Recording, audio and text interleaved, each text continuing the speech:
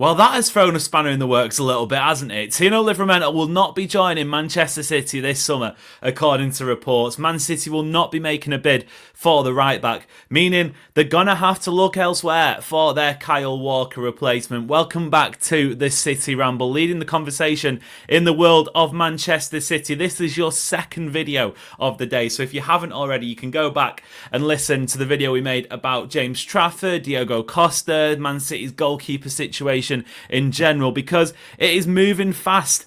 It is moving quickly. We are in silly season. Transfer mode is firmly switched on, so make sure you are subscribed to the City Ramble so you don't miss a beat. Also, get involved in the City Ramble Discord. The link for that is in the description.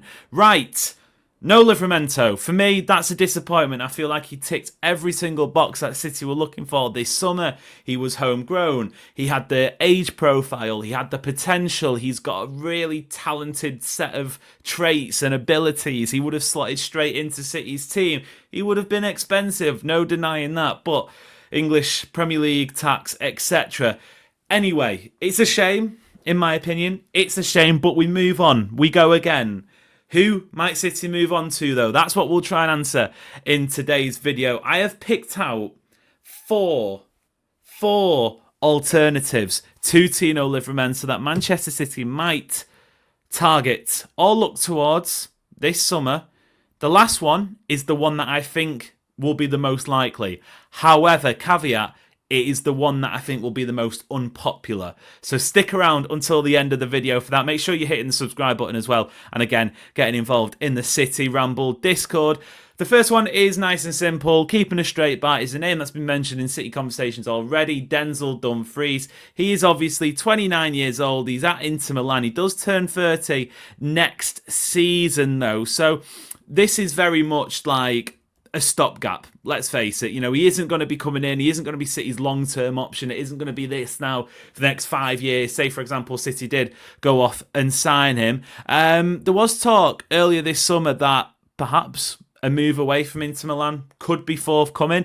He is under contract with the Italian side until 2028, but there was, I think it was Fabrizio Romano saying that there was a £30 million release clause or something like that, but it had to be triggered before a certain date, and I'm pretty sure that date has since gone. He's valued at 35 million euros on transfer market. Now, I'm a bit of a Serie A nerd, so to speak. I do love Italian football. I can tell you that Inter Milan financially have recovered a little bit in recent years. They used to be in a proper state, but money's money to Serie A clubs. They don't have a lot of it.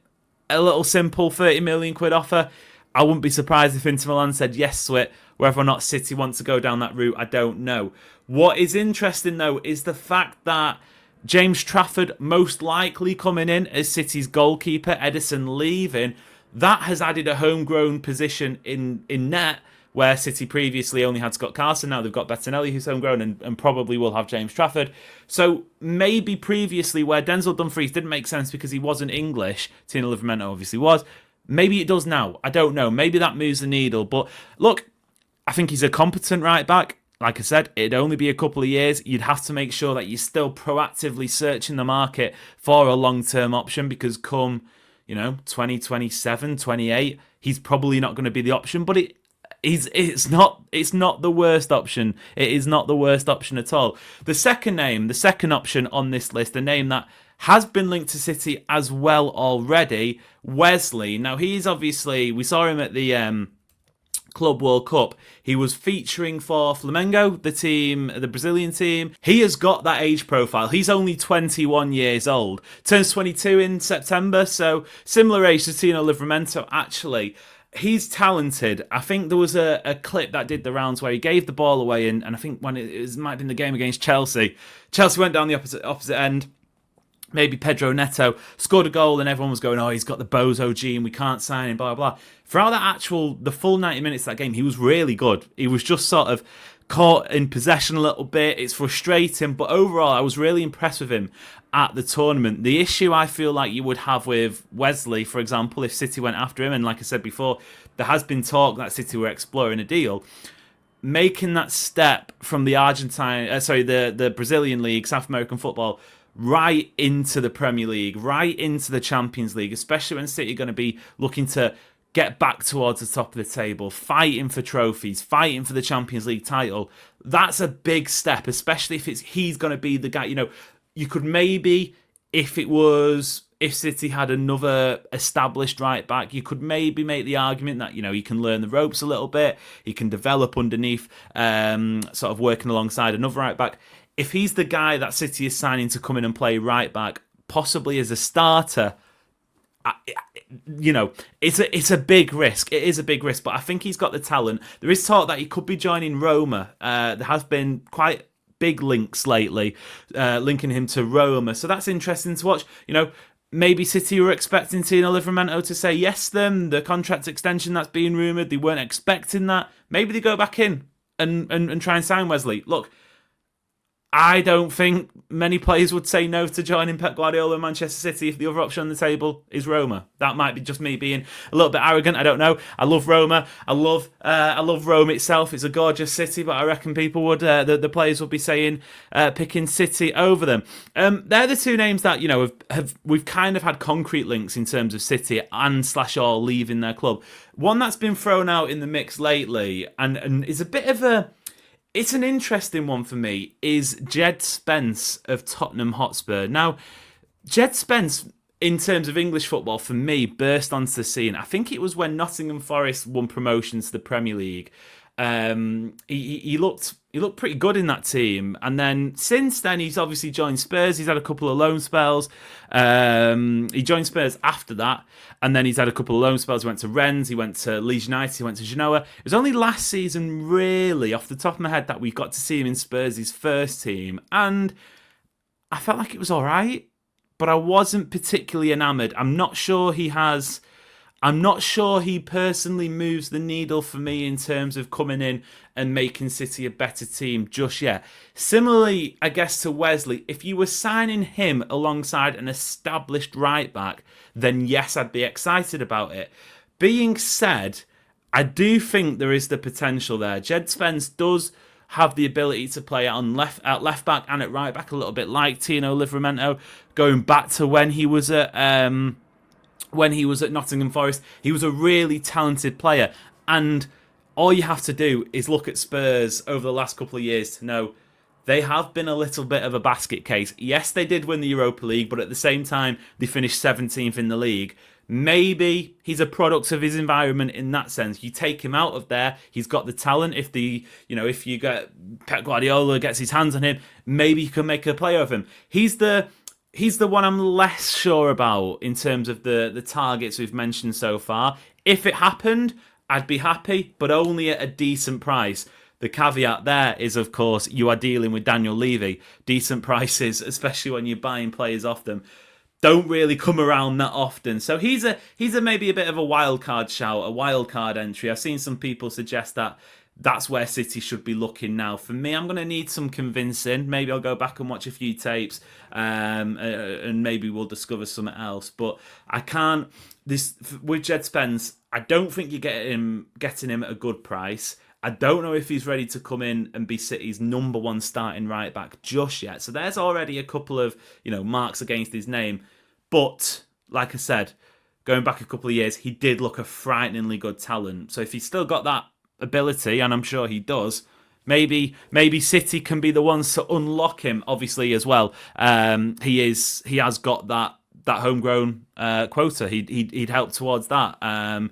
So yeah, maybe, who knows. The final one, I promise this would be the one that I feel like people won't like the sound of the most.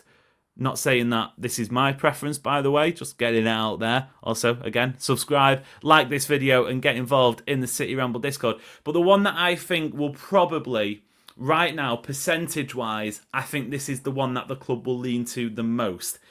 And, buckle up, it's not signing a right back at all. It's keeping Mateus Nunes, it's keeping Rico Lewis, it's possibly playing Manuel Akanji and Abdulkadir Kusanov at right back a little bit as well.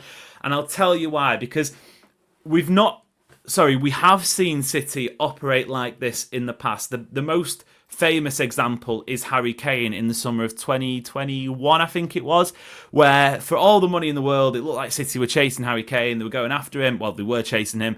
It looked like they were going to sign him. It didn't happen. He didn't join the club. And instead of going out and, I guess, panic buying a second option or another alternative, they just said, no, we're happy with what we got. We're going to stick around.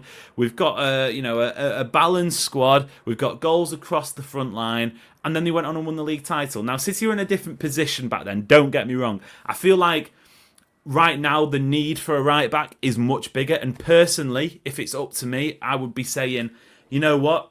I think City do maybe need a specialist right back. Whether it's one of the three names that we've mentioned. If it's this option or Jed Spence, honestly, I think, I don't know. I don't know what I'd think, actually. So maybe hit us up in the comments. But I do feel like there is a need for a player who can play that position consistently week in, week out.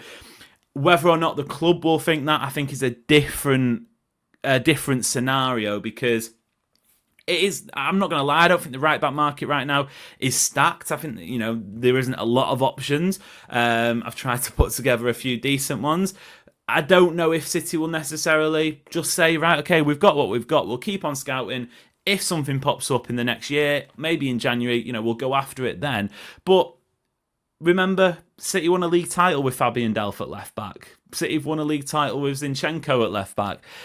In a balanced squad, if you can sort the defence out, if the midfield isn't as fragile as it was before, maybe you can get away with Núñez at right back or Rico Lewis at right back or playing a centre-half at right back as well. Because don't remember, you've got Ait-Nouri on the opposite side. That's going to be your attacking outlet, in my opinion. In the defence, Tino Livramento was a bit more of a sturdier option. Whoever City bring in next possibly has to be a bit more of a sturdier option. I don't know if you can go for the two sort of flying wing-backs. So if it comes to September the 1st, which is when the transfer deadline, the transfer window shuts, and City haven't signed a right back, honestly, right now, I'm not going to say I'll be surprised as much as I want City to sign one. A few names that I think are worth mentioning. Ole Aina, obviously, throughout a lot of the summer, people have been mentioning him. He's just signed a new contract at Nottingham Forest. He's probably not going to go anywhere, and I don't think he's good enough for City anyway. Jules Koundé has popped up, top talent in my opinion. That looks like it's agent talk in terms of trying to secure him a long-term contract at Barcelona. So again, won't be hanging your hat on that. Vanderson is an interesting name that's been mentioned. He looks like a bit of a talent, not gonna lie. He does look interesting. He does look like he's got that sort of attacking flair. Currently, he's with Monaco in Ligue 1. I'd have to watch a little bit more of him. Again, don't necessarily know where he stands in terms of City quality, but it's a name that people have thrown up in conversation on Twitter. Maybe we'll have a look at him. Maybe he's the solution. I don't know. But in terms of the actual the route that I feel like City could go down, it's one of these four ones, and honestly, I think it's sticking with what they've got, as much as that will disappoint people. If you enjoy the City Ramble, please make sure to subscribe if you aren't already. Hit that like button, putting out plenty of content across YouTube, across all social media as well, Instagram, TikTok, YouTube Shorts. Make sure you're across it, Twitter. Throughout the summer transfer window, we'll be trying to keep you all across it. And if you enjoyed, please do sure to let us know what you'd like us to speak about next. Until next time though, which won't be long, so make sure to stick around. It's been a pleasure, and we will see you later.